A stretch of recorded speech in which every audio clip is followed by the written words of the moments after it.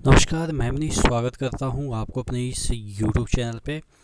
दोस्तों, आज अपन बात करने वाले हैं आरआरबी एनटीपीसी सीबीटी 2 और आपके आरआरसी ग्रुप डी के होने के चांसेस किस हद तक है। मैं आपको एक ऑफिशियल नोटिस बिहार सरकार का दिखा रहा हूं, जिससे जो एक आपके लिए राहत भरी खबर हो सकती है। यही बेसिस मान के चल सकते हैं और भी कुछ चीज़ें हुई है इस 2-4 दिनों के दरमियान, जिससे आप ये मान के चल सकते हैं कि आपका एग्ज़ाम एज यूजुअल हो सकता है। संभावनाएं हैं कि आपका एग्ज़ाम है वो अब डिले नहीं होगा। आपका जैसा ही डेट दिया गया है उसी के अकॉर्डिंग शुरू हो सकता है। तमाम चीज़ों पे हम बात करेंगे। इससे पहले वीडियो शुरू हो, मैं बता दूं कि अभी आपका टेक्स्ट बुक का सेल चल रहा है, जिसके तहत 8th एनिवर्सरी स्पेशल सेल के तहत 12 मंथ के जो पास थे उसको बढ़ा के 14 मंथ कर दी गई है। रेट वही रखा गया है 399। उसमें भी आपको डिस्काउंट मिल रहा है 15% का, यानी कि 59 रुपये का ऑफ मिल रहा है, बशर्ते कि coupon code ER Manish use करते हैं। 440 प्लस एग्ज़ाम के लिए 31,000 प्लस मॉक टेस्ट है।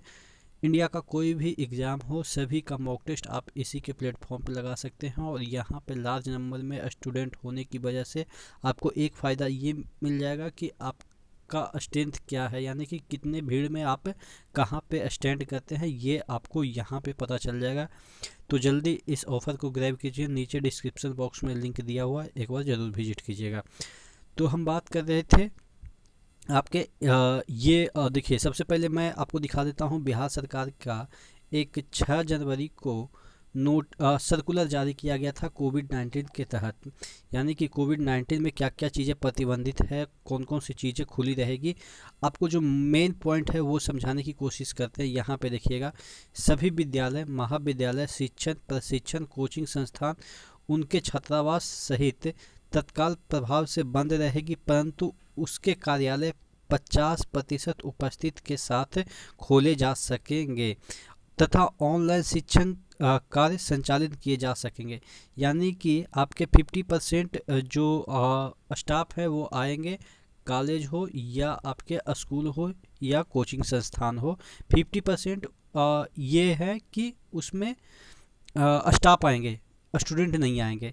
लेकिन आगे जो चीज़ें दे रखी है वो सबसे बड़ी चीज़ें है। यहाँ पे देखिएगा, केंद्र तथा राज्य के आयोग द्वारा आयोजित नियोजन संबंधी परीक्षाएं तथा विभिन्न विद्यालय बोर्ड द्वारा आयोजित परीक्षाएं संचालित की जा सकेगी। यानी कि नियोजन संबंधित परीक्षाएं, यानी कि नियोजन मतलब वही हुआ कि रिक्रूटमेंट संबंधित जितने भी आपके एग्ज़ाम हो, केंद्र सरकार के हो या राज्य सरकार के हो, वो आपके एज यूजुअल होंगे, उसमें कोई बाधा नहीं होगी।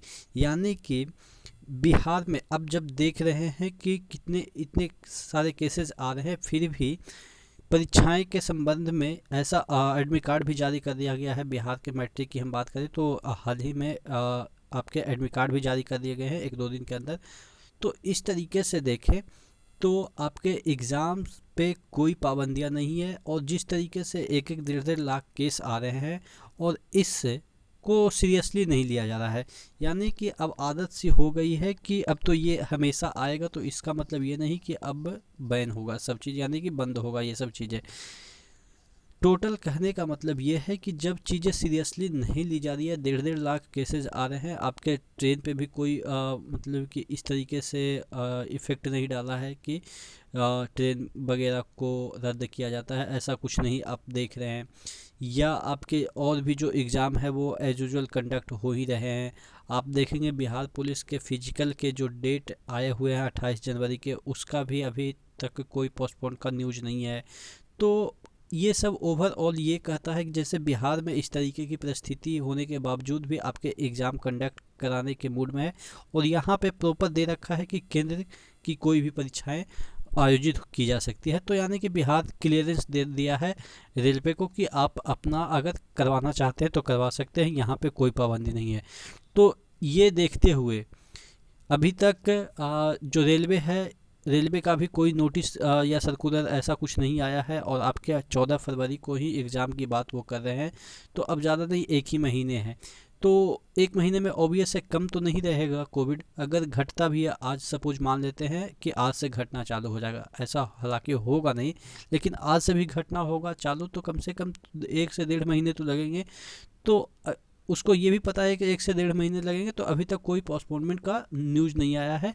तो ये पॉजिटिव न्यूज़ आपके लिए है कि आपका एग्ज़ाम जो ग्रुप डी का एग्ज़ाम है, ग्रुप डी का 23 फरवरी से जो एग्ज़ाम है, और आपके जो NTPC CBT 2 का 14 फरवरी से जो निर्धारित है, वो एज यूजुअल होने की संभावनाएं हैं। इसमें एक चीज़ें हो सकती है, जैसा कि एक फेक जो नोटिस है वो वायरल किया गया था और एक लिंक भी वायरल किया गया था कि आपको जो एग्ज़ाम है, देखिए CBT 2 का एग्ज़ाम कहाँ पे देना है, जहां आपने भरा है। अगर सपोज केरला आपने भरा है तो केरला में आपको जाना पड़ेगा। तो उसके लिए ये प्रोविज़न किया जा सकता है कि एक लिंक प्रोवाइड किया जाए और उनका जो सेंटर है वो होम सेंटर दिया जाए। RRC ग्रुप डी के भी संदर्भ में ऐसा होगा कि आप जहां पे फॉर्म अप्लाई किए हैं वहाँ तो हालांकि ज़रूरी नहीं है कि वहीं देगा सेंटर, लेकिन क्या होता है ना, ग्रुप डी में इतने कैंडिडेट हैं कि सेंटर बिहार और यूपी वाले का इधर से उधर हो जाता है। हम खुद अपना एक्सपीरियंस बताते हैं। हम गुवाहाटी जोन से अप्लाई किए थे, यानी कि मालेगांव जो गुवाहाटी ही है, वहाँ से अप्लाई किए थे। हमारा एग्ज़ाम गोरखपुर में हुआ था।